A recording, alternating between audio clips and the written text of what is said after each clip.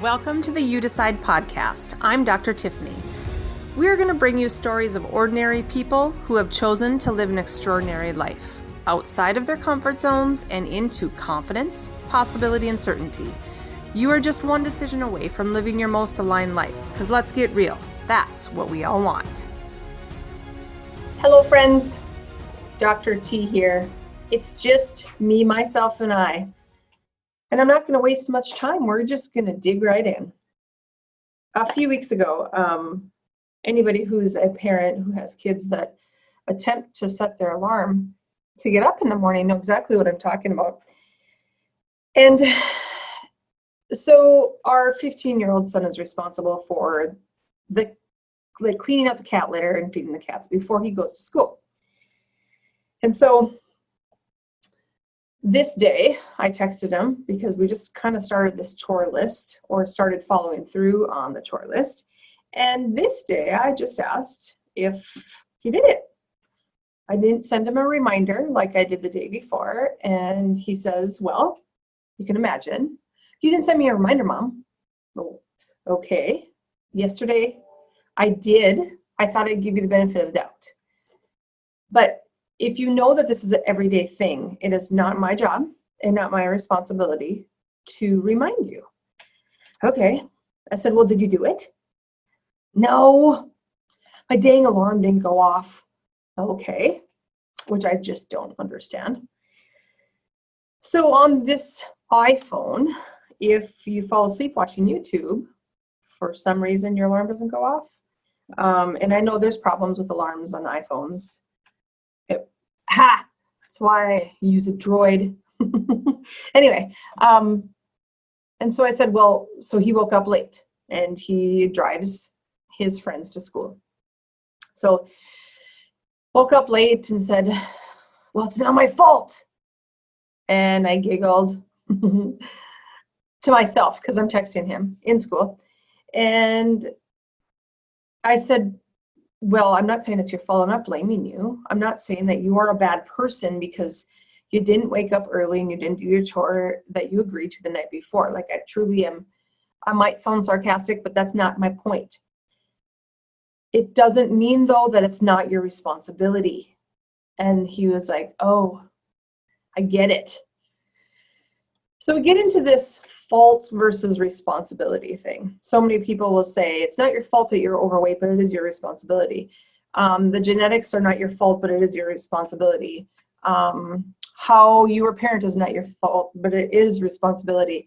How you acted with that person is not your fault, but it is your responsibility. Whatever it is, bottom line, it's your responsibility. At 100%, how you show up, how you respond, is your responsibility. So I see it as two things.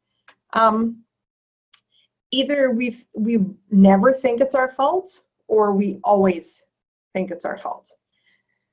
Never meaning when we want to avoid, sometimes we'll say like, oh, that person really doesn't like conflict or confrontation. They just kind of avoid it. They just walk away from it. And it just, in their mind goes away.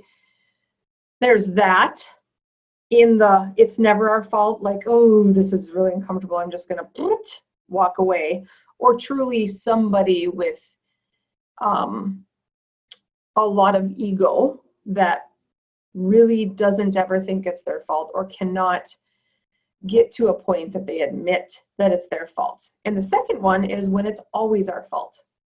When we take things personally, I would call that acting with more selfishness. We put ourselves into the equation before it's real.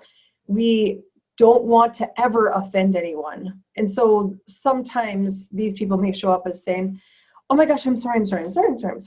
And we always tell our kids, the more you say something over and over for different reasons, the more you're crying wolf. So when you really do say you're sorry that one time, that I might not believe it. Because you've said, I'm sorry 100 times that day. That's just an example of something that's used so frequently that it's not real in communication anymore. So he understood. It wasn't his fault that his alarm didn't go off. I'm not going to berate him for being more responsible, but it all comes back to your responsibility, and then you got to fix it. Then we have to know that, whoop, this happened to us, unto us, whatever the case may be, and now what can I do to be responsible, to be solution-minded, to create resources? How do I need to communicate, and to who, and how promptly? In that case, the communication needed to be to us immediately, to say, oh my gosh, I overslept. I apologize. I'm going to take care of the cats when I get home from school because I was running late to pick up my friends to be on time for school. Understandable. If that pattern continues to happen, then we fix the real problem. Many times, the perceived problem is not the real problem. So if he's falling asleep watching YouTube and his alarm doesn't go off, it's not an alarm issue. It's a discipline and sleep issue. If you're not getting enough sleep, or you're not being disciplined to go to bed at 11 instead of falling asleep at midnight, that is the problem. It's not an alarm problem. So I think this is just my perspective in working with so many people. We make excuses for being responsible. So when I said being overweight isn't your fault, it's your responsibility. Being all of the things that I just said, being sick isn't your fault, but it's your responsibility. How can we get to the point that we can enter into our body and say, all right, so this is what I'm dealing with. I'm dealing with being 50 pounds overweight for what I'm comfortable for where my health markers need to be, for whatever your values and vision is. Now my responsibility is to own it and now make the changes to be better and improve and engage and be disciplined and be consistent, have accountability. Those are all words of responsibility. How can we take our current situation, our current life, our current relationships, our current everything, evaluate them, and understand where we're responsible and where we're not? You know, it's as important to go through and be aware of where we're not responsible for this. Let's say in a relationship, let's say that person is offended when you do XYZ, or you talk like XYZ, or you act like. That's not your responsibility. That's together as a couple, communication. But your responsibility isn't to make that person feel great and feel comfortable and be happy. That's their responsibility. So how much in your life are these intertwined? Are you thinking like, wow, these are all mixed up. I'm having a tough time discerning what's mine and what's theirs. Many times when we struggle with confidence or identity and who we are, many times that's when we struggle putting ourselves in that person's situation. Or we're a little bit more empathic. We feel what others feel. When that happens, if we're not able to discern, we're going to take on the energy of that and become that, and then give it. So evaluate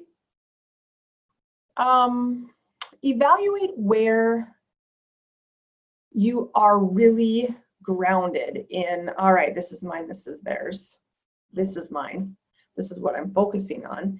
These are the things maybe that I'm struggling with, and what is mine and what do I need to let go? Because controlling things and people and behaviors and mindsets of other people is extremely exhausting and will not get us anywhere. How do we focus on only what we're responsible for, being the greatest at that, not avoiding confrontation, admitting that when we know we're wrong or hurt someone's feelings, we can admit that. How do we know when it's our fault versus our responsibility? I'm interested to see what your thoughts are. Ask questions. I'm interested also to see what you come up with. Because as we become more aware, we start to expand and evolve. Once we know something, we can't unknow something. So take a peek into that heart, into that body, into that mind, and see what's ours and what's theirs. What do I need to step up and do or be, and what do I need to let go of? Because that mental, not strength, stress is wearing on our whole body. If you've heard me speak, and ever really, I always talk about there's always an emotional component behind a physical component. And so this is the same. If you start to feel twirlies in your gut, if you start to find it hard to breathe, if you have to go to the bathroom, if you start to yawn, all of these physical things, heart racing, all those physical things are started with an emotion. Be aware, step back into that body and know what it's trying to tell you. It takes practice. Eventually, you'll get it. Thanks, guys. Thank you so much for listening and being willing to go all in. Ditch the excuses and the comfort zones and make a decision that nothing can stop you. You can find the show notes below, and I'd love for you to share, subscribe, and rate this podcast, but only if you love it.